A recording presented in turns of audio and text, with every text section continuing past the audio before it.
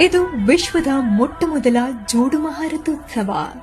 ಇದು ಗುಳ್ಯಂ ಶ್ರೀ ಗಾದಿಲಿಂಗೇಶ್ವರ ಜಾತ್ರೆ. ಭಕ್ತರ ಸಮ್ಮುಖದಲ್ಲಿ ಶ್ರೀ ಗುರು ಸಿದ್ದೇಶ್ವರ ಮತ್ತು ಶ್ರೀ ಗಾದಿಲಿಂಗೇಶ್ವರ ಮಹಾರಥೋತ್ಸವ ನೆರವೇರಿತು.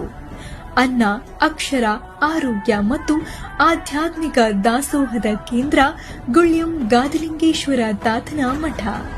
ಪ್ರತಿ ವರ್ಷ ಶಿವರಾತ್ರಿಯ ಅಮಾವಾಸ್ಯೆ ಕಳೆದು ಪಂಚಮಿಯಂದು ನಡೆಯುವ ಶ್ರೀ ಗಾದಿಲಿಂಗೇಶ್ವರನ ರಥೋತ್ಸವಕ್ಕೆ ನಾಡಿನ ವಿವಿಧೆಡೆಯಿಂದ ಭಕ್ತರ ಸಾಗರವೇ ಗುಳ್ಯಂ ಕ್ಷೇತ್ರಕ್ಕೆ ಹರಿದು ಬಂತು.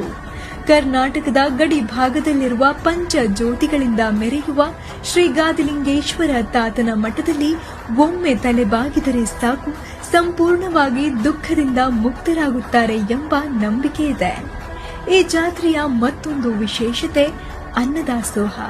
ನಾಡಿನ ಮೂಲೆ ಮೂಲೆಯಿಂದ ಲಕ್ಷಾಂತರ ಭಕ್ತರು ದವಸ ಧಾನ್ಯಗಳನ್ನು ಸೇರಿದಂತೆ ಹಲವಾರು ಸಿಹಿ ಖಾದ್ಯಗಳನ್ನು ದಿನನಿತ್ಯ ತಯಾರಿಸಿಕೊಂಡು ಬಂದು ಭಕ್ತಿಯಿಂದ ಗಾದಿಲಿಂಗೇಶ್ವರ ತಾತನ ಮಠದ ಮಹಾರಥೋತ್ಸವಕ್ಕೆ ಸಮರ್ಪಿಸಿದರು. ನಂಬಿಕೆ ಹಾಗೂ ಪರಂಪರೆಯ ಈ ಅದ್ಭುತ ರಥೋತ್ಸವದಲ್ಲಿ ಭಕ್ತಿಯಿಂದ ಪಾಲ್ಗೊಂಡರು.